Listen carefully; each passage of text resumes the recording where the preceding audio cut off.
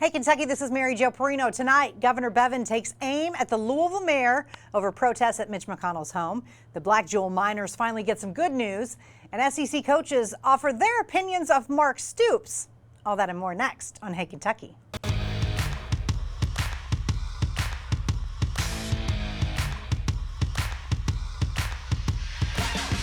Welcome to Hey, Kentucky, presented by Wendy's. I'm Mary Jo Perino, the problem child. Ryan Lemon is my co-host tonight. Like, we kind of matched today. I know. Look at that. We called each other. Yeah, what's up? See ya. Knock All it right. out. All right. Protests against Kentucky Senator Mitch McConnell continue during America's debate on how to respond to the gun violence. Last night, a group gathered outside McConnell's Louisville office to demand action and express pain after dozens were killed in two mass shootings over the weekend. The protesters are demanding that McConnell convene the Senate out of an August break to pass gun control measures that expand and strengthen background checks. A similar protest outside McConnell's home on Monday night was criticized for references to violence against McConnell himself. Governor Bevin says Louisville Mayor Greg Fisher should have intervened in the protest that was probably unlawfully loud. How many people have said they're going to go and do what we've seen happen in Toledo and El Paso? Many. And occasionally someone will actually do it. We heard that from people who were friends of the fellow up in Dayton, I believe it was. I don't know, one of them, where people have said time and again, well, yes, there were threats of this. We should have taken it seriously. These are the very same people that were gathered outside an elected official's house in the middle of the night, intentionally being disruptive. There is no room for this. And I don't know, Greg Fisher, I'll be honest, the people of Louisville deserve better. They really do. I've known Greg a long time. This isn't about him personally, but he frankly has lost control of the city of Louisville in ways that matter. So when you say it's not about him personally, but you say they deserve better, I just don't get it. The Louisville mayor has tweeted at Bevin in response saying, quote, "In America, we allow for peaceful assembly and freedom of speech. Sorry if that embarrasses you. Let's get to work to stop the tragic loss of so many lives in our country due to gun violence." Fisher followed up with a second tweet saying, "I stand with those calling on the Senate Majority Leader to return to D.C. and protect our families from more death. Our people deserve that." Ryan, what do you make of the protesters and Bevin's comments? I have every right to protest, I think, at his office. Protesting at his house, I don't really agree with that. Violence against him, I 100%. We all should be against that. That's ridiculous. I think we are. I don't know what Greg Fisher should have done. Yes. You know, what his official act should have been about it, though. It's maybe just stepping up and just saying, hey, people, look, use a little common sense at this point. Yeah, if you want to protest, do it at his office, at the public forum. Don't do it at his private residence. And whatever you do, don't have violence against him himself.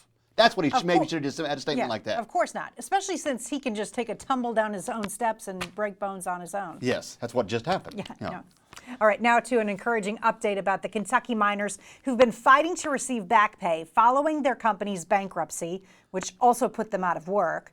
A federal judge has approved the sale of a large portion of Black Jewel's coal mines in a deal that promises at least some upfront cash and jobs for those miners. The company can now move forward to sell off a division that includes mines in Harlan and Letcher counties to Copper Glow Mining. In turn, Copper Glow has pledged $450,000 as part of the deal to pay former Black Jewel employees for their unpaid wages, among other things. The out-of-work miners began protesting after their final paychecks from Black Jewel bounced by blocking the railroad tracks near Cumberland to stop coal trains from passing. Ryan, they obviously deserve money for work that's already been performed, but the fact that there may be jobs in their future as well is almost better news. Great story. And apparently, from what I understand, this was a surprising move that the judge decided to give them some of this money from the sale. That normally does not happen. Congratulations. And these miners, all the support they've been getting, obviously, I think has paid off. And the judge, I think, has seen that, wanted to reward them for this. So baby steps, trying to get these miners the money they deserve. And that's when a protest really does what it's supposed to do. That's right. There you go. That brought attention to their and did it the right way. They did it the right way. Yep. All right, for years, Kentucky aggressively prosecuted minors for breaking curfew or underage drinking. The state is now taking a different approach that may help keep kids stay out of the criminal justice system. Kentucky is one of a few remaining states where skipping school can still bring jail time for minors, along with other so-called status offenses like running away from home.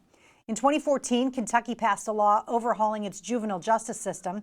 State Senator Whitney Westerfield, a chief sponsor of the legislation, says now Kentucky offers services first to the troubled youth to get to the underlying issues. We have diverted youth away from the system as much as possible to various resources, depending on where you are and depending on each child's situation. But we've done our best to try to keep the kid from ever coming in the door. Now, many states are moving away from detaining kids for these types of offenses that are based on someone's status as a minor. And Westerfield wants Kentucky to do away with the practice altogether in the next legislative session. Ryan, what do you think about that? I think that they're doing the right things. They've got to kind of get a grip on this because, my kids, they may at school 9 or 10 days. I get a letter from the school alerting me, hey, your kids are in danger of being truant, and then we have to take these steps in the right direction. But then you hear about these kids that are missing 30, 40, 50 days of school a year. That's where they've got to do something about it. So maybe they're doing things in the right way to try to stop this from getting it that bad. Well, and to throw them into the criminal justice system at a young age for doing sometimes things that teenagers do, and then that impacts the whole rest of their life if they've got something on their record or something like that. That's not necessarily fair. I don't Exactly. think. Yeah, I agree with that. All right, now to UK football. His fellow SEC coaches have offered their anonymous opinions about Mark Stoops in Athlon Sports' annual survey. As you would expect, there's both praise for last season's success and skepticism that the Cats can keep it up. One coach says Kentucky loses, quote, a ton on defense. Yeah, you don't replace a Josh Allen at Alabama, and you sure don't at Kentucky. He was the best edge rusher in the game. Another says, I think Mark Stoops has done a great job. Even if they end up 500 this season, they're still going in the right direction. They're just not a reload team. They're going to need more than 1 year to build.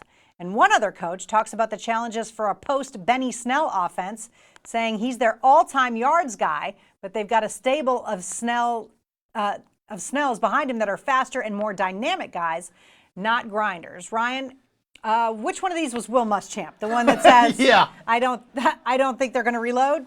I read all of those, and most of them I thought were pretty fair, except for the one guy who said he didn't know about how they're going to replace Benny Snell. He obviously doesn't know what Kentucky has in the backfield this year. He doesn't know about Rose and Rodriguez and Smoke, three guys that you've heard Stoops and Vince Merrill say, look, we're going to miss Benny, but we're not going to miss as much as you think we're going to, because these three guys are very talented back there. Obviously, Josh Allen is a huge loss, but I find it hard to believe that anyone has negative things to say about what Mark Stoops has done. No way. Yeah. That's like I said, a lot of those comments were pretty fair. Yeah. UK football has to back it up this year. They can't take a step backwards. They have to back it up again this year. They really do. Yeah.